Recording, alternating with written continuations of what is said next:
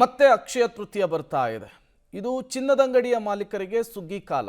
ಮತ್ತೊಂದು ಕಡೆ ಗ್ರಾಹಕರಿಗೆ, ಜನಸಾಮಾನ್ಯರಿಗೆ ಅಕ್ಷಯ ತೃತೀಯದ ಸಂದರ್ಭದಲ್ಲಿ ಚಿನ್ನವನ್ನ ಖರೀದಿ ಮಾಡಿದ್ರೆ ಒಳ್ಳೆಯದಾಗುತ್ತೆ ಎನ್ನುವಂತಹ ನಂಬಿಕೆ.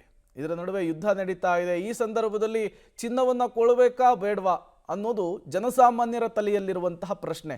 ಹಾಗಾದ್ರೆ ಈ ಪ್ರಶ್ನೆಗೆ ತಜ್ಞರು ಏನು ಹೇಳ್ತಾರೆ ಬನ್ನಿ ನೋಡ್ಕೊಂಡು ಬರೋಣ.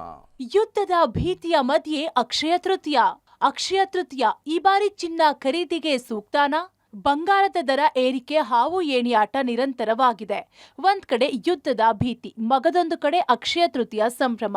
ಚಿನ್ನದ ದರ ಏರಿಳಿತವಾಗುತ್ತಿರುವ ಈ ಸಮಯದಲ್ಲಿ ಅಕ್ಷಯ ತೃತೀಯದ ದಿನ ಚಿನ್ನದ ಖರೀದಿಗೆ ಸಕಾಲಾನ ಅನ್ನೋ ಪ್ರಶ್ನೆ ಎಲ್ಲರಿಗೂ ಕಾಡುತ್ತೆ. ಜೊತೆಗೆ ದರ ಇನ್ನೂ ಇಳಿಕೆಯಾಗುತ್ತಾ ಏರಿಕೆಯಾಗುತ್ತಾ ಅನ್ನೋ ಗೊಂದಲವೂ ಇದೆ. ಆದ್ರೆ ಯುದ್ಧದ ಮಧ್ಯೆ ಚಿನ್ನದ ದರ ವಿಪರೀತ ಏರಿಕೆ ಆಗಲ್ಲ, ಇಳಿಕೆಯೂ ಆಗಲ್ಲ. ಈಗ ಇರುವಷ್ಟೇ ಬಹುತೇಕ ಸ್ಥಿರವಾಗಿರುತ್ತೆ ಅನ್ನೋದು ಆರ್ಥಿಕ ತಜ್ಞರ ಅಭಿಪ್ರಾಯವಾಗಿದೆ. ಈ ಒಂದು ಬೆಲೆ ಕಡಿಮೆ ಆಗಿರೋದು ಮತ್ತೆ ಜಾಸ್ತಿ ಇರೋದು ಯಾಕಪ್ಪ ಅಂತಂದರೆ ಮತ್ತೆ ಸೇಮ್ ಇಶ್ಯೂಸ್ ಇರುತ್ತೆ. ಒಂದು ಯುದ್ಧದ ಭೀತಿ ಮತ್ತು ಎಲ್ಲ ದೇಶಗಳ ಬಂಗಾರ ಪರ್ಚೇಸ್ ಮಾಡ್ತಾ ಇರೋದು. ಮತ್ತು ಜನ ಏನು ಮಾಡಿದ್ರಪ್ಪ ಅಂತಂದರೆ ಸಡನ್ನಾಗಿ ರೇಟ್ ಜಾಸ್ತಿ ಆದಾಗ ಆ ಲಾಭ ಪಡೆಯೋದಕ್ಕೆ ಹೆಚ್ಚು ಹೆಚ್ಚು ಹೂಡಿಕೆ ಮಾಡ್ತಾ ಹೋದರು. ಯಾವಾಗ ಅದು ತುಂಬ ಜಾಸ್ತಿ ಆಯಿತು ಅದರ ಲಾಭ ಪಡೆಯೋದಕ್ಕೆ ಮಾರೋದಕ್ಕೆ ಹೋಗ್ತಾ ಇದ್ದಾರೆ. ಈಗ ಅವ್ರ ಹತ್ರ ಏನಪ್ಪ ಅಂತಂದರೆ ಬಂಗಾರ ಬಿಟ್ಟು ಆಯ್ಕೆಗಳಿದೆ. ಇದು ಹೂಡಿಕೆದಾರರಾಯಿತು. ಇನ್ನು ಸಾಮಾನ್ಯ ಜನರ ನಂಬಿಕೆ ಏನಪ್ಪ ಅಂತಂದರೆ ಅಕ್ಷಯ ತೃತೀಯ ದಿನ ನಾವು ಬಂಗಾರ ತೆಗೆದುಕೊಂಡ್ರೆ ನಮಗೆ ಬಹಳ ಒಳ್ಳೆಯದಾಗುತ್ತೆ ಅಂತ. ಅದು ಇತ್ತೀಚಿನ ದಿನಗಳಲ್ಲಿ ಮತ್ತು ಈ ಒಂದು ಆಭರಣದ ಅಂಗಡಿಗಳ ಮಾರ್ಕೆಟಿಂಗ್ ಸ್ಟ್ರಾಟಜಿ ಇರ್ಬೋದು, ಅವೆಲ್ಲ ಕಾರಣಗಳಿಂದ ಜನ ಸ್ವಲ್ಪನಾದರೂ ಚಿನ್ನ ತೆಗೆದುಕೊಳ್ತಾ ಹೋಗ್ತಾರೆ. ಹಾಗಾಗಿ ಈ ಒಂದು ಅಕ್ಷಯ ತೃತೀಯಗೆ ಸ್ವಲ್ಪ ಮತ್ತೆ ಒಂದು 100-200 ರೂಪಾಯಿ ಜಾಸ್ತಿ ಆಗುತ್ತೆ. ಯಾಕೆ ಅಂತಂದರೆ ಬೇಡಿಕೆ ಜಾಸ್ತಿ ಆಗೋದ್ರಿಂದ ತುಂಬ ಏನು ಜಾಸ್ತಿ ಆಗೋದಿಲ್ಲ. ಮತ್ತು ಇದರ ಬೆಲೆ ಇನ್ನು ಅಂದರೆ ಈಗ ನಾವು ನೋಡಿದಂಥ 17,000-18,000 ರೂಪಾಯಿಗೆ ಮುಟ್ಟಲ್ಲ ಸದ್ಯಕ್ಕೆ.